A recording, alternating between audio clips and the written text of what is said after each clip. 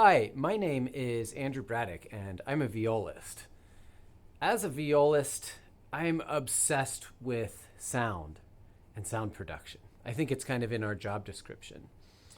I'm also a little bit lazy, and I want to get the most sound for the least amount of effort.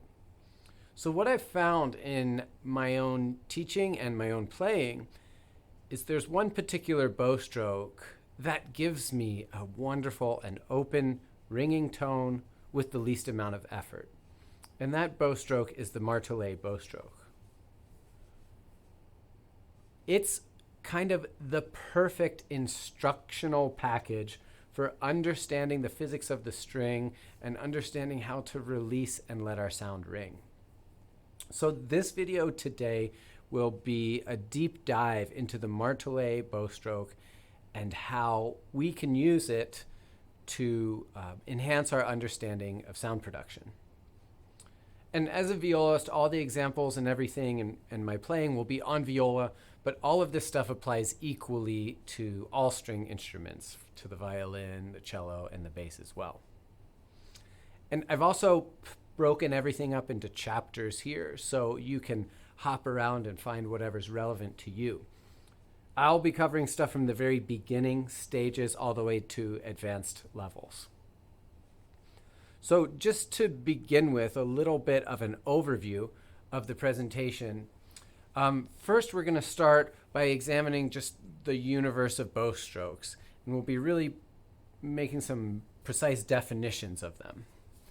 Then we'll look at our physical motions and some of the necessary ways of setting ourselves up for really healthy and free playing.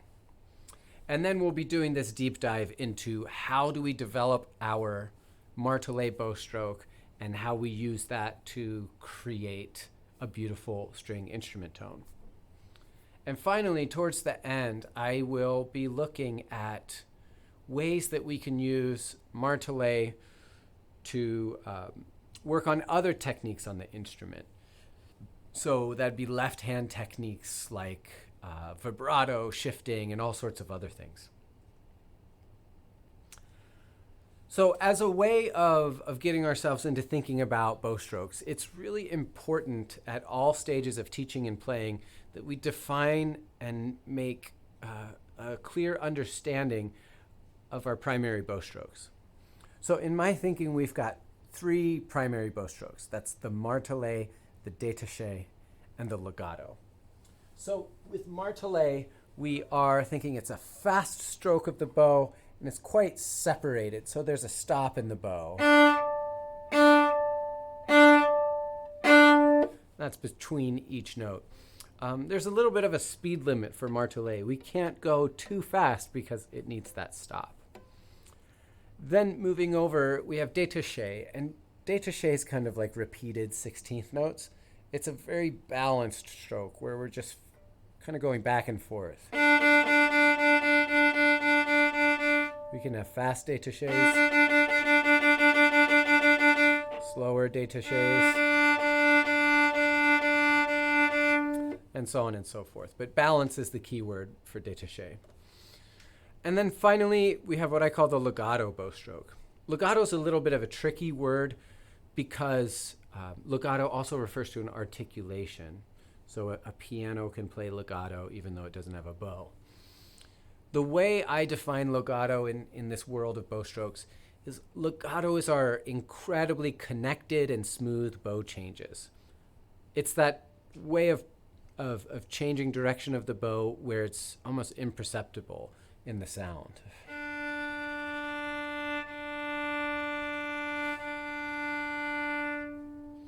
Of course, another completely valid understanding of legato is thinking multiple notes under one bow. So that would be slurs. So these are legato notes.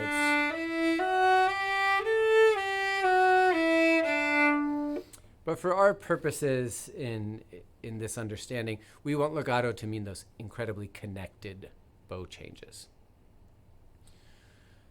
When we discuss bow strokes with our students and with ourselves, it's really important to make a distinction between an articulation and a bow stroke. And that's the distinction between the what and the how. An articulation is the resultant sound that we produce. So it's kind of the end goal. The bow stroke is the way we produce that sound. And it's a really, really important distinction in our minds. If a student is only focused on that end goal, the sound that comes out, who knows how they're actually going to get there with whatever means it is, whether it's healthy technique or it's something completely crazy.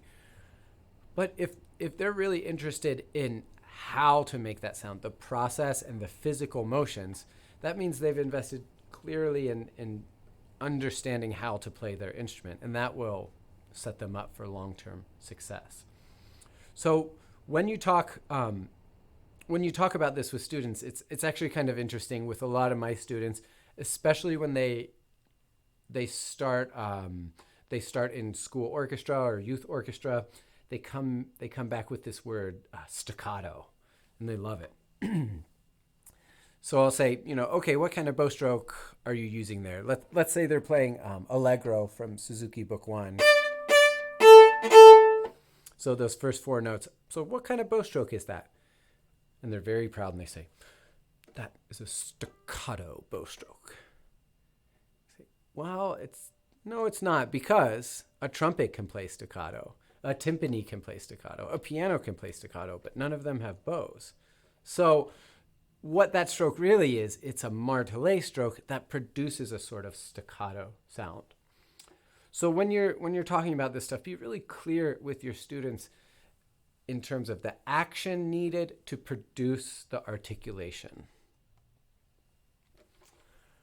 My good friend and the incredible violin pedagogue and teacher, Sherry Sinift, created this wonderful continuum of bow strokes, and she graciously allowed me to share it here. She placed all these bow strokes on this continuum of control. So what we see right in the very middle is our balanced bow stroke. That's our détaché. And you can think of it almost like it's a pendulum, just swinging back and forth, never losing or gaining momentum, but just balance.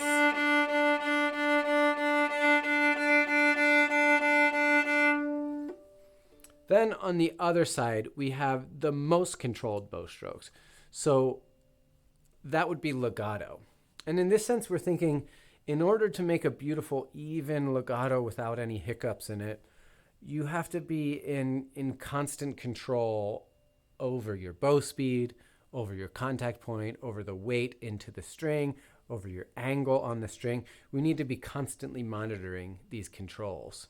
So when I'm doing a legato, you can't go to sleep playing a beautiful legato stroke.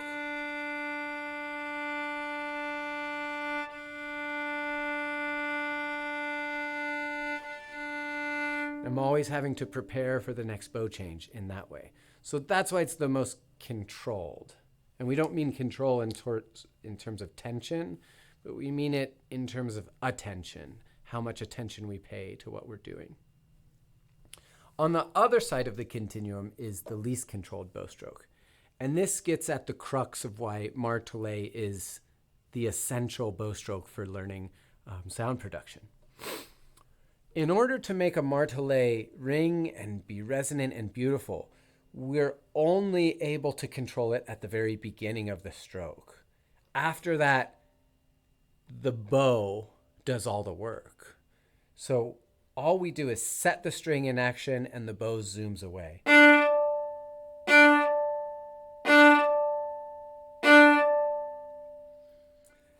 In this sense, one of my favorite metaphors for explaining Martelé stroke is to think about kicking a soccer ball. So if you imagine a soccer ball sitting in front of you, you pull your leg back, you gain the energy, you store it in your leg, and then you swing it forward. It makes contact with the ball, and the ball zooms away. And your foot is not traveling with the ball the whole time. It's not pushing it along each step of the way, but the ball just goes by itself, and it eventually stops at a certain point. you get to control where that stop is by how much energy you put in at the beginning. So it's the same way with our bow. We get to control where the stop is by how much energy we put in at the beginning of the stroke. So I could put a little energy and the bow travels a little bit. Or I could put a lot of energy and the bow zooms throughout its entire length.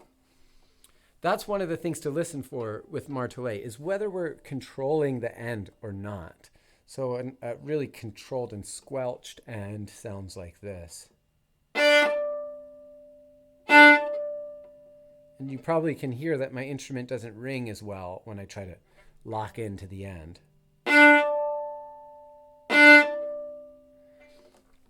On the flip side of that, I still need to find some sort of weight into the string. It can't be all fluffy that way. So this kind of gets at the essence and the balance that we need in discovering our Martelé stroke. It's also helpful to remind our students about the action of a string. And you can see here on this slide, there's this incredible YouTube video from the Violin Bow YouTube channel of a completely slow motion action of the string. And I love to think of our bows as encouraging this back and forth motion rather than pressing down.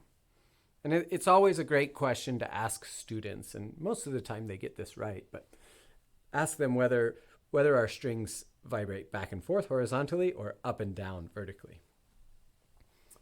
Also for me, like, this video is this like wonderful Zen meditation. If you're ever having a long teaching day or something, you can just put it on for a minute with your student and kind of zone out for a little bit. But it's really mesmerizing to watch the string go back and forth. But what's really informative for us as teachers and players is to remember that our bow is going to encourage this back and forth motion rather than press down into it and feel vertical. And it helps us to relieve some of that downward pressure from the bow and also the thumb's counter pressure pushing up on the bow. So it's impossible to talk about the Martelé bow stroke and freedom in our bow arm without establishing some really important setup principles. So one of the most important things when you're setting up young people and living with them as they develop is instrument sizing.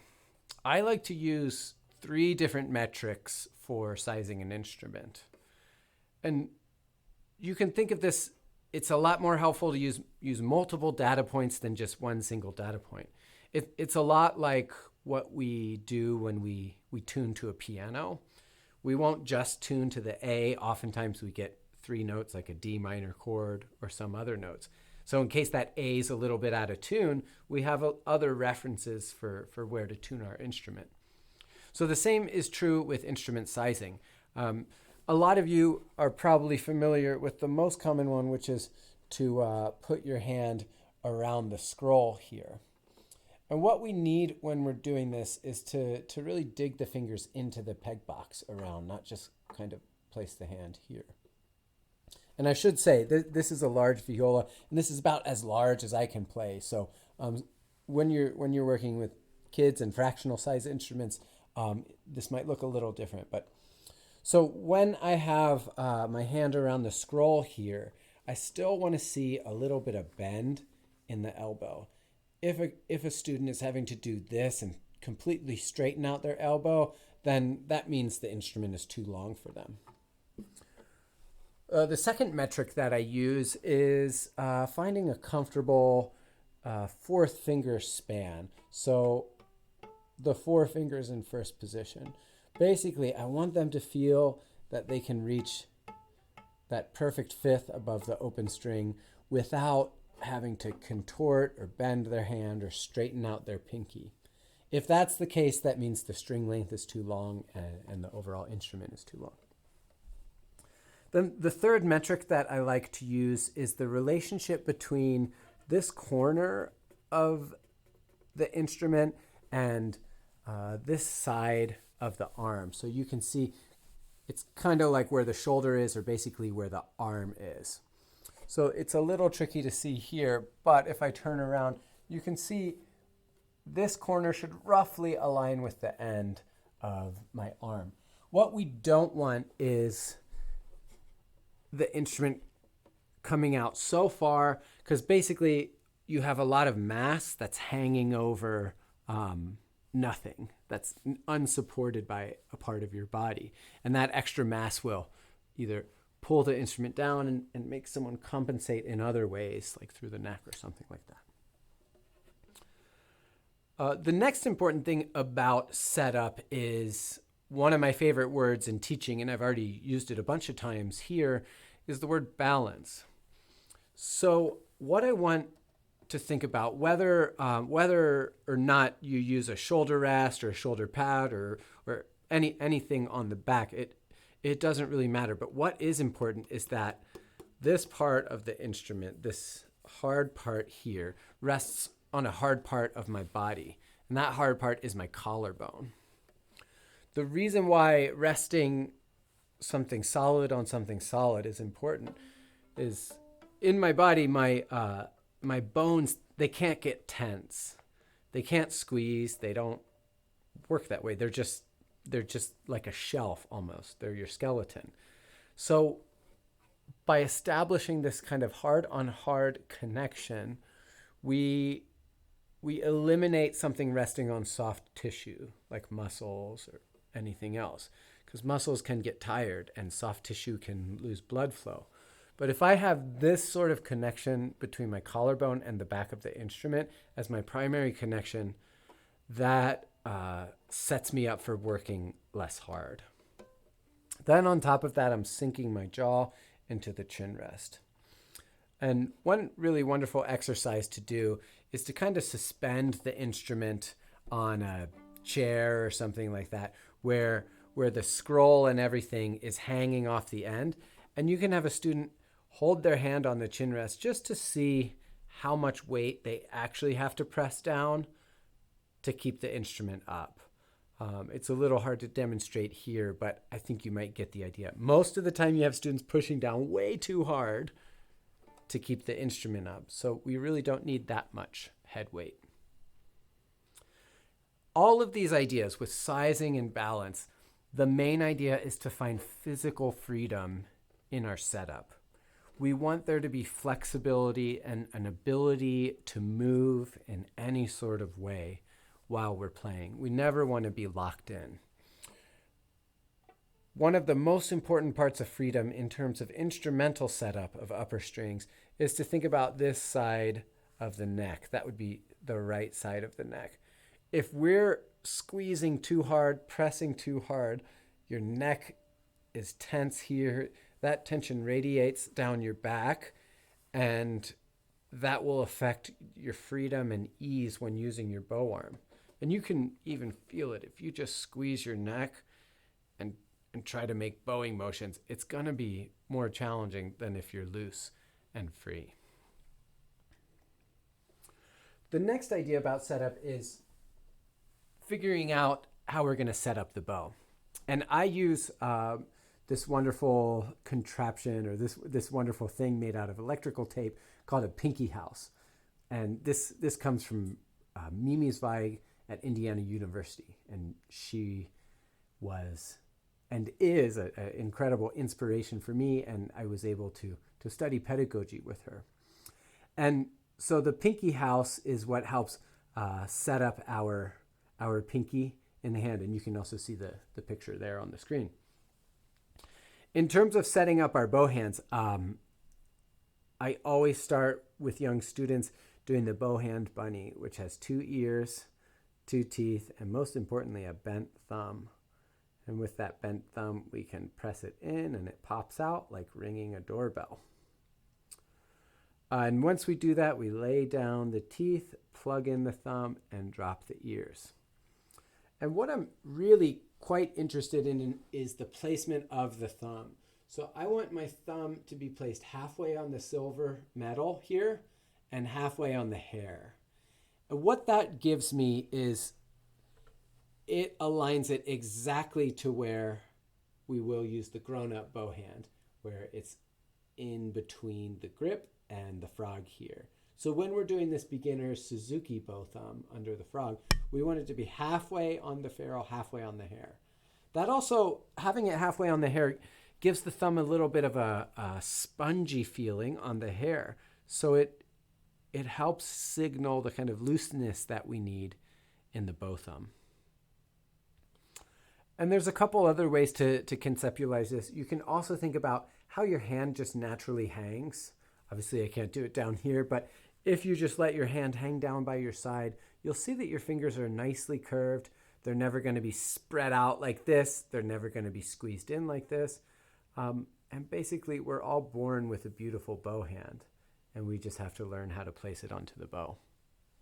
When you're setting up a student, it's really helpful to make sure that they're holding the bow a lot like this.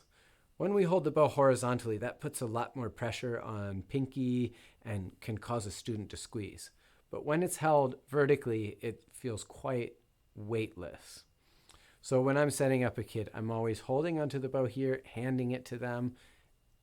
They place their bow hand in, then I tilt it up, and that's when I remove my hand away from them.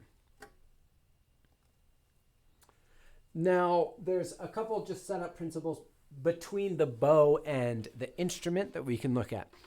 And you can see on this slide, these are all taken from the wonderful book by Galamian, Principles of Teaching and Playing the Violin.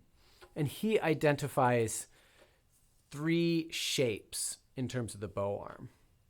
And those 3 shapes are these pictures.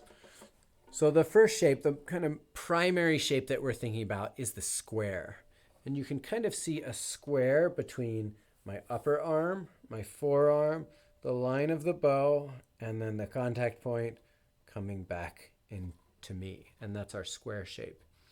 Then we have a triangle shape when we're at the frog, and you can pretty clearly see that triangle here between my upper arm, forearm, and the contact point coming towards me again. And then he calls this point when we're out at the tip. This is another triangle, but just to differentiate it from the first triangle. So in finding these shapes, what I have students do a lot is I will call out a part of the bow and a string. So I'll say D string, middle, A string, frog, G string, tip. And they're just doing their silent bow placements in all of these locations. And I can even say the shapes to really get them thinking about how their arm should be balanced. So I can say square, A string, point, D string, triangle, A string, so on and so forth. I do always use a middle tape to mark the middle of the bow, and that gives them a reference for where we are making that square. So now this brings us to the part where we get to do our deep dive into Martelé. And I'd like to begin it with a wonderful quote from Galamian, which you can see here.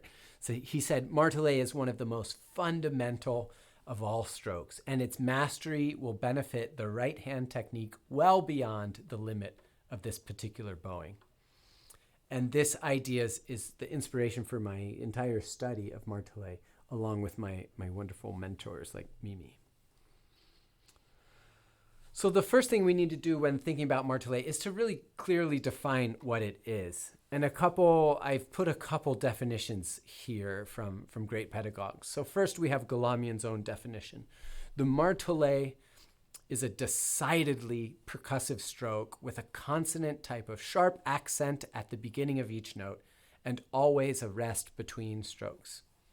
Very kind of florid in his typical prose there. Mimi Zweig says, Martelé is a released stroke with a definite beginning and ending.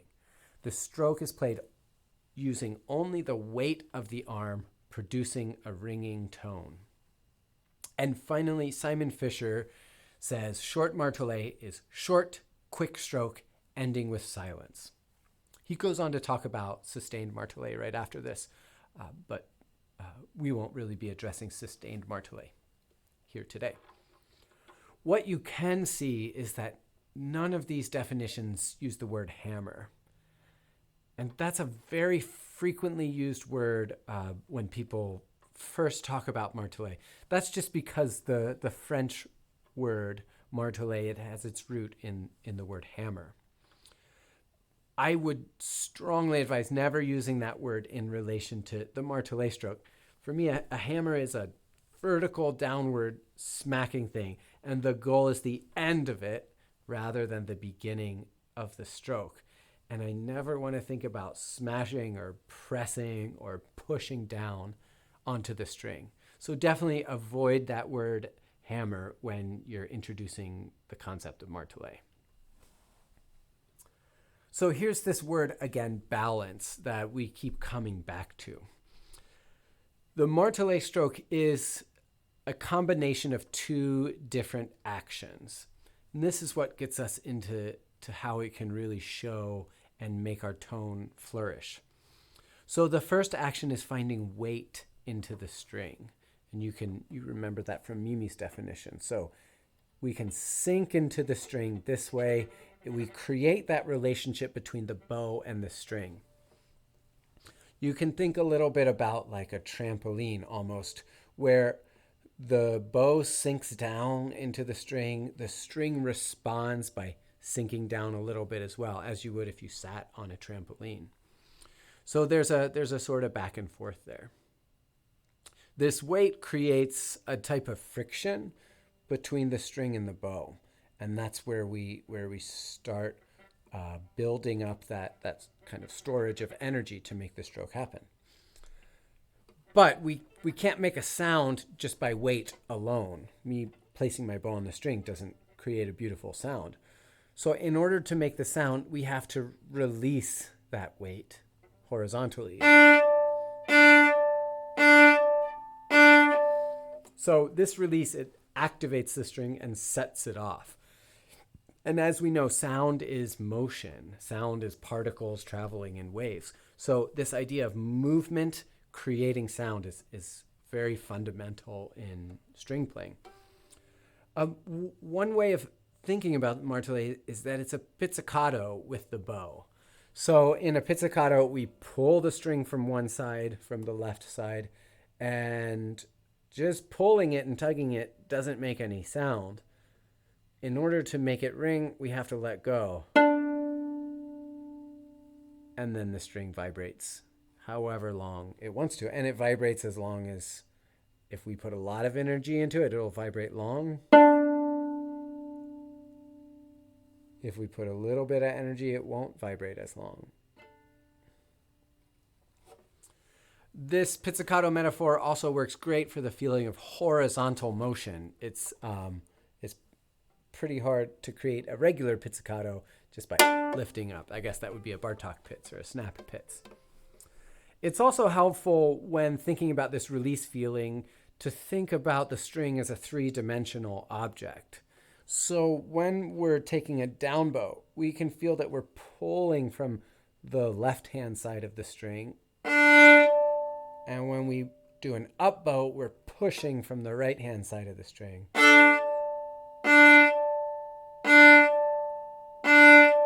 And that gives us a feeling of, again, reinforcing the horizontal motion of the martelé stroke. So in thinking of these two motions, the weight and the release, this is what we want to identify and to help us determine whether our martelé is in balance. Kind of a fun activity in group classes for young students is to make these two things out of balance, and because they love it when their teacher does something incorrectly. So I can say like, okay, what's wrong with my martelé?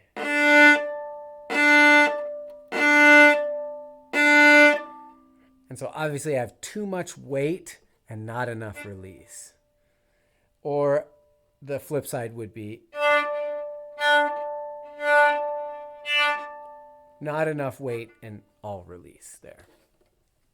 So think of these two factors as you're developing a student's and your own martelé stroke. The relationship between how much weight, how much grip you have, and how much letting go you have.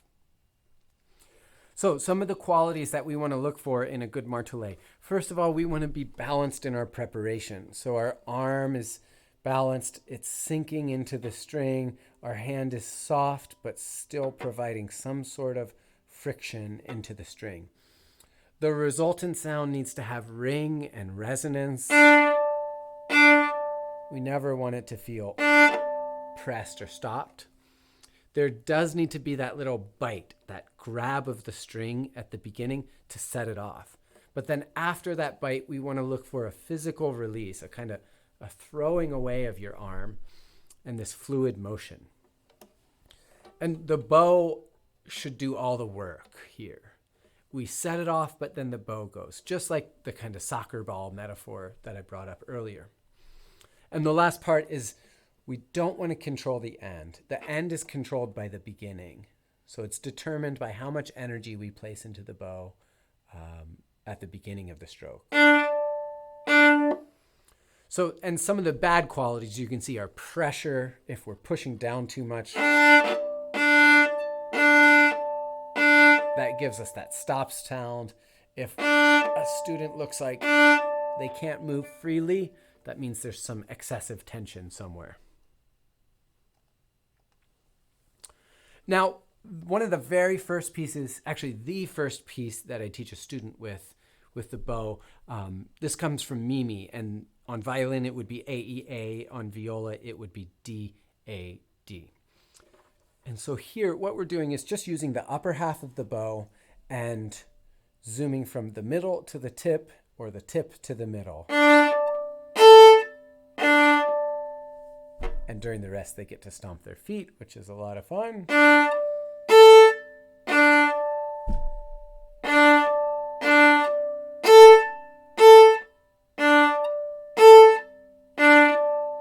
And then there's a repeat and everything is in the opposite direction.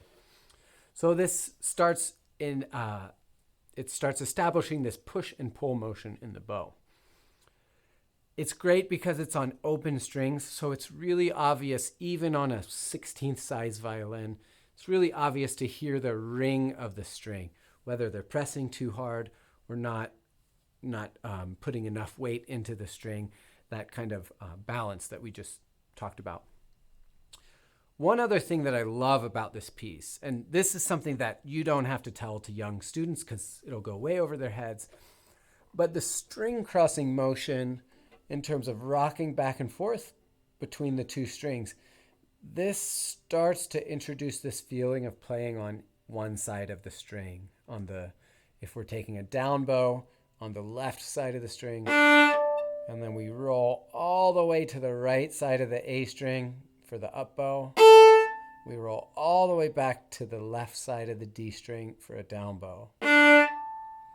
So in this really kind of incremental and secretive way, we're teaching students to grab from one side of the string or the other with this piece. There's several great ways of representing this in published literature elsewhere, the sort of finding the weight and friction needed at the beginning of martelé. In the first example here, this comes from the Sound Innovation series published by Bob Phillips and Kirk Moss. And I like this little pictogram they have of the back and forth motion. And so what it teaches students to do is to wiggle the string without making a sound. And in order to wiggle the string without sound, you have to have a certain amount of weight into the string, or else you'll just get a sound. So you can wiggle the string, stop, wiggle the string, roll, wiggle the string, and so on and so forth. Wiggle the string. And there at the bottom of this slide, you can see how Simon Fisher does this in his book Basics. He's got that X note head here. He's a little bit more interested in the weight pressing down into the string rather than the release here. But this sort of wiggling feeling, it establishes this kind of back and forth push and pull relationship between the bow hair and the string. And that sort of like synergy is something that we want to enhance and develop. And again, it's always about moving across, never about pushing down. This is also a great group class exercise for young students. They love to wiggle their strings, and a lot of times when you start it, you say wiggle your string, and you'll get people wiggling every other part of their body than their string. So it can lead to some good laughs in group class.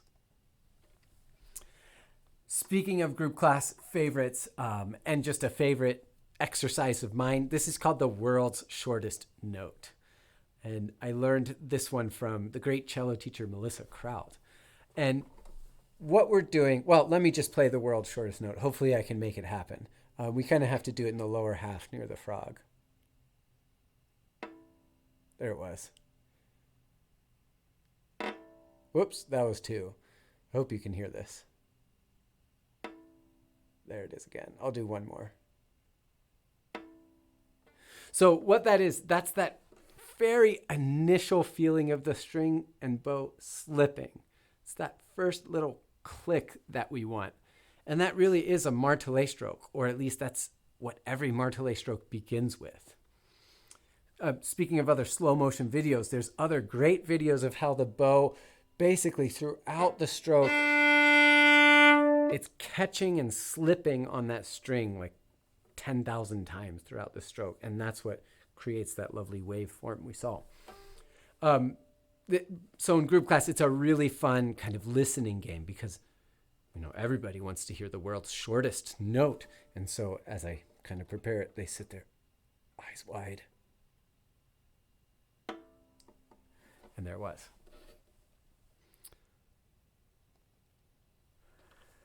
Perhaps my favorite exercise at all levels, from young students all the way up to college and grad school, is something called the Martelé Cycle.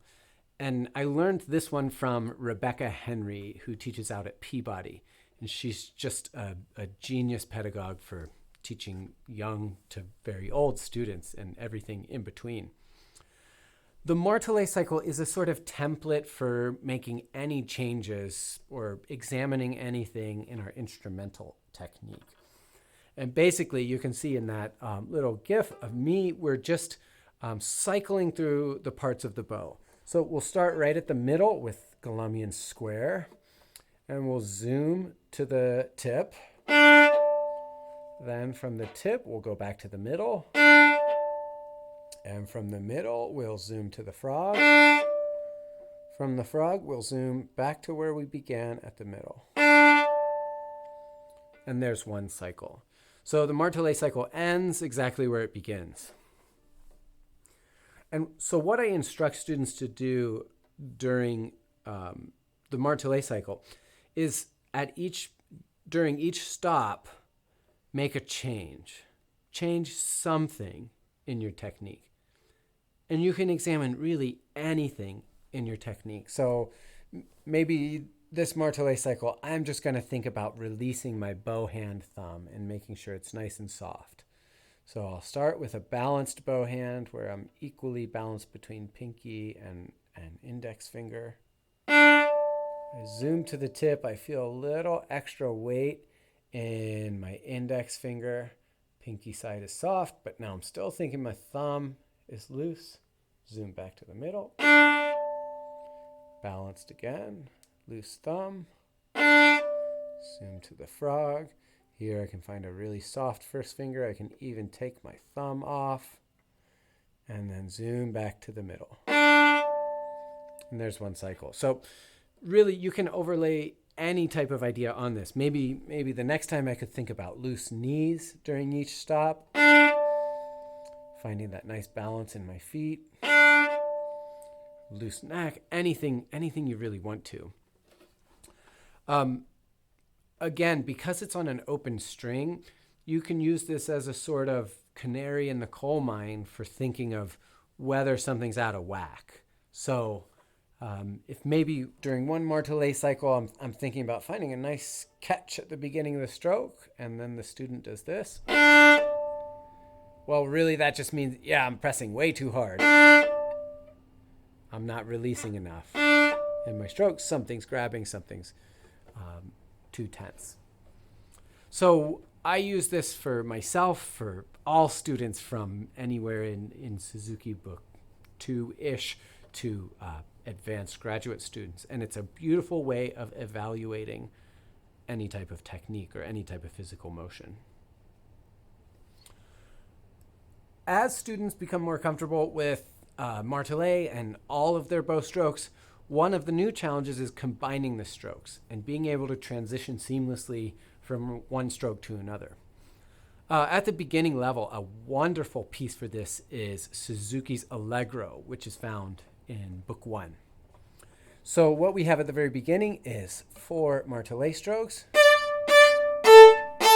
and then 4 détachés, followed by 6 more Martelés, a couple more détachés, and then in the middle section we've got legato, beautiful long bows,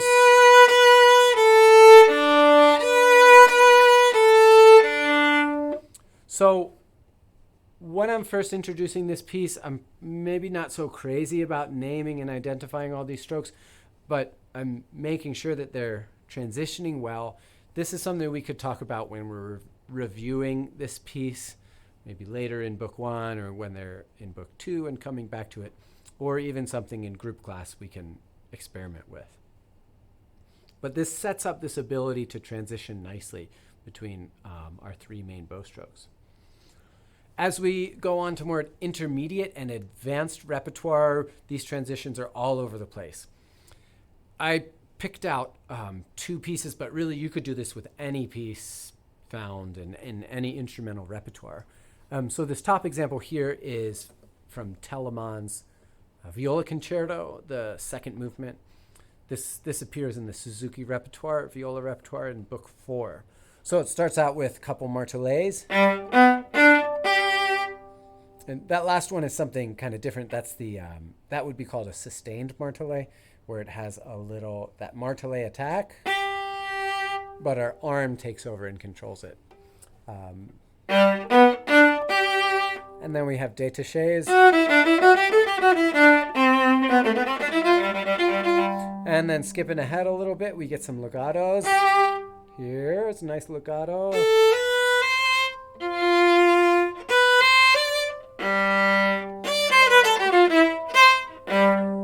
Ending in nice Martelés. So definitely by the Book 4 stage, and when a student is working on this piece, we can start clearly identifying these changes, and they should have no problem understanding it. As we get into more advanced music, you can find these nice changes all over the place. So in Bach's First Cello Suite, the Courant movement starts out with these great upper half Martelés, and then a beautiful legato, more Martelés, nice legato, and so on and so forth. So it's a nice exercise to, well, do with yourself, but also to guide your students through. And now in this final section of the video, we're going to be looking at applications of the Martelé stroke that can extend beyond the bow and can help us with other areas of instrumental technique. The main idea that we kind of keep coming back to in Martelé is that there is space between each stroke. And this space allows for preparation. It reinforces this kind of preparation mindset. Because of this space, there's that speed limit in Martelés. So we can't go too fast with a Martelé because it does require that stop. So that stop is like a built-in time for planning what happens next, and also looking back and assessing what we did. You can also think of this stop as something called a thinking space, which is a wonderful term that I learned from Ed Sprunger, where it's space where thinking happens. And that space can be long or short or anything in between. One great application of the Martelé stroke is in coordinating it with left-hand finger placement. So the stop in the Martelé allows for a finger motion to happen. I would say one of the really essential pieces where you can introduce this in is in perpetual motion in Suzuki Book 1. You can definitely show it earlier than that, but it's a great piece for that. So it's all Martelé stroke in the upper half, and there's a stop after every note, and you can give an instruction, a verbal instruction. Put down 1, put down 2, take off 2, put down 2, put down 3, take off 3, and so on and so forth. So you're doing a finger action while the bow is stopped. And Martelé provides that space to do that action because we always need to have our finger in place before the bow happens. And that's our central concept, one of the most important left-hand concepts called FBB, or finger before the bow. Again, from the great Mimi Zweig at Indiana. You can extend this to more advanced etudes, such as the first any line in the Shradiak book. So we can do this with separate bows, finger, finger, finger, finger, finger. Or you can do it with stopped bows.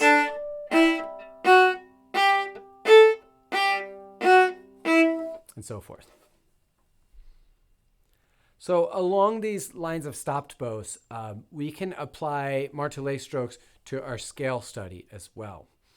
Of course, in our very beginning scales with our twinkle rhythms, there's Martelé's when we're playing 4 16th notes and 2/8, tiri tiri ti ti. So that was 4 détachés and 2 Martelés.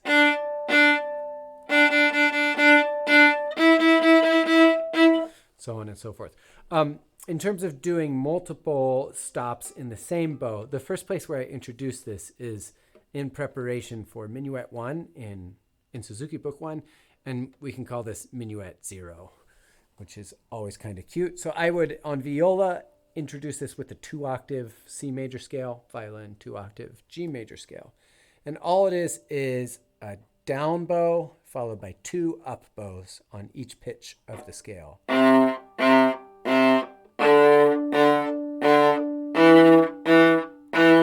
So I have a fast zooming Martelé and then 2 stops in the up bow. And then also at the same time, you can start introducing stopped bow scales. And what that is we're doing 2 Martelés, 2 or more Martelés in the same direction consecutively.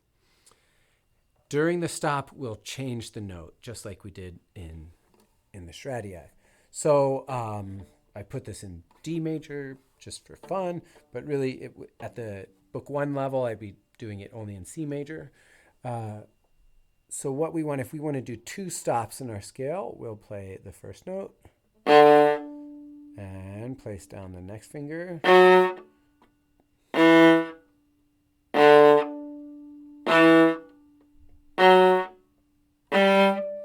And this is the 3-octave version with the Galamian turn in there. So that was 2. We could do 3 stop bows.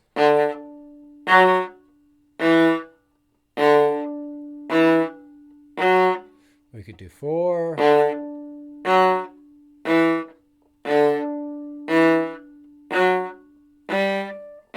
5.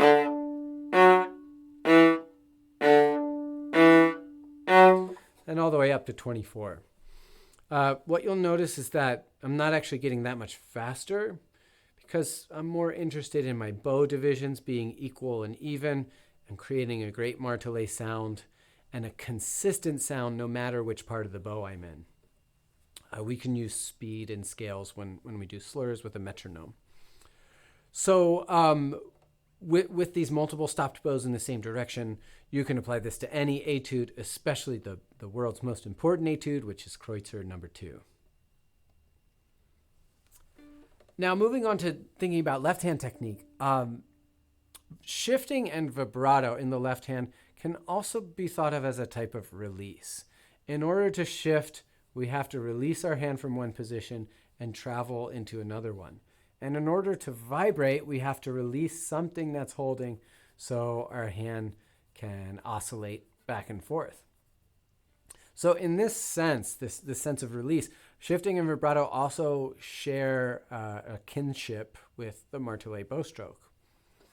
So in combining shifting and Martelé, we're thinking about anticipated shifts. And anticipated shifts are shifts where we do our shifting motion, where we travel on the old bow. And the old bow is the bow that plays the note before the shift. So if we go back to thinking about our scale, and I'll have a shift following this F sharp up to third position. So what I just did was I released my finger and I traveled during this up bow. And by the time I get to my middle, I'm already in third position. And then I'm ready for the G, the next note. So this works on timing of shifts, making sure that my finger is there ahead of the bow rather than waiting that way. It really helps with organizing the coordination between your left and right hand in terms of timing that arrival. In the vibrato side of things, so like I said, vibrato is also a release. It's a release of something that's being held, and our hand gets to rock back and forth. I kind of invented this way of talking about vibrato as like left hand Martelé, this left hand Martelé exercise. So in Martelé, we have that kind of action and the release, so that weight and the release. In terms of your left hand, we're thinking of dropping the finger, and then we can release the vibrato. So one really nice way to work on this is to have a sustained bow, and then to drop a finger to make the note, and then to release the finger weight so you get a fuzz. I know it sounds beautiful.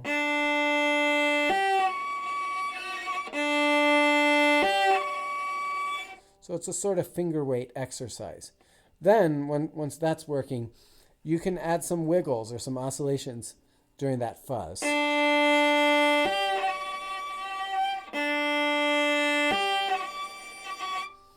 This is really helpful for students starting out with vibrato when they're kind of tense and squeezing, and they come out with vibratos kind of like this. So this feeling of letting the finger release, allowing the string to push back up into the finger, creating softer, more spongy fingers, is really helpful for establishing a nice tension-free vibrato. Another way of using Martelé stroke is in planning out our string crossings. And it can really help us kind of organize and clarify how we get from one string to the next. So there's two ways to change strings. One is to stop on the old bow, which that's the bow that plays the note before the string crossing. Or the other one is to finish on the new string. So if we're using Kreutzer 7, I will stop on the old bow and the old string, and then roll to the new string. And this is great for really planning out how we travel from one string to another and the distance it takes. The other way to do this is to think about ending your Martelé stroke on the new string. So for this first stroke, it starts on the D string, but I will end on the G string, which is the next string.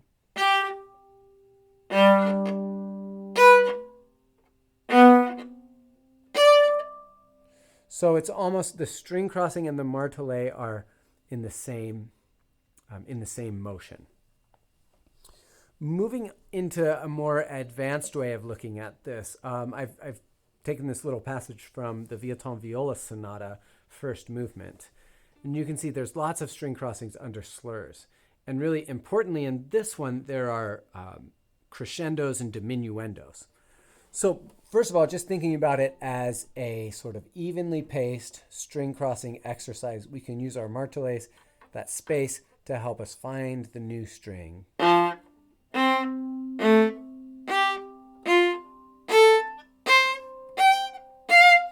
And so on and so forth.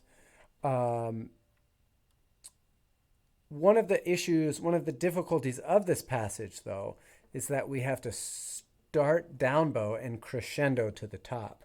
So if my bow divisions are completely equal, 4 plus 4, 4 in the lower half, 4 in the upper half,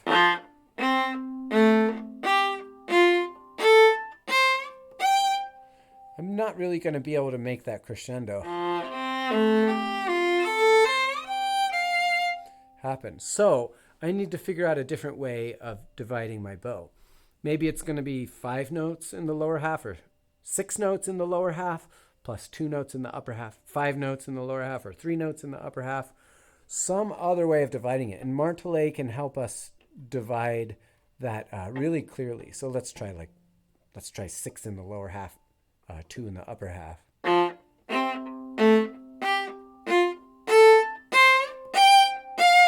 And that gives me a lot of bow to make the crescendo happen. So then when you put it together with the slurs, I can make that lovely crescendo on a down bow. So this, you can use it for musical effect to help plan out your bow distribution to make these expressive elements happen. And then finally, we can use Martelé to help with intonation. Martelé is all about that ringing and beautiful tone. And intonation is also about resonance and ring. So the stop after the Martelé, we can use that to listen and evaluate whether that note was in tune. And this is more beneficial than sustaining it, because we can actually say, was I exactly right when I started, or did I kind of cheat and adjust while I'm sustaining the note? It's almost like a pizzicato. You can't really adjust an out-of-tune G. Just doesn't sound good. It's got to be there and correct when you start the pits. So here's a ringtone exercise that I learned in a Suzuki seminar by Ed Kreitman.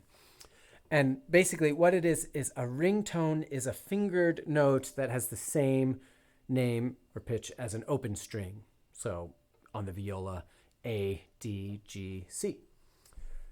So we can play kind of 4 Martelés on each note and see if we can make fine adjustments to make that ring more resonant and more ringing. So I'll play a little bit out of tune on purpose and then adjust.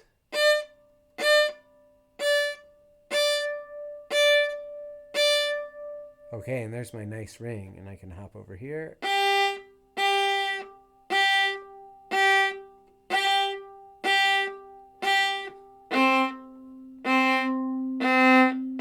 Yep, that's not working. I should adjust.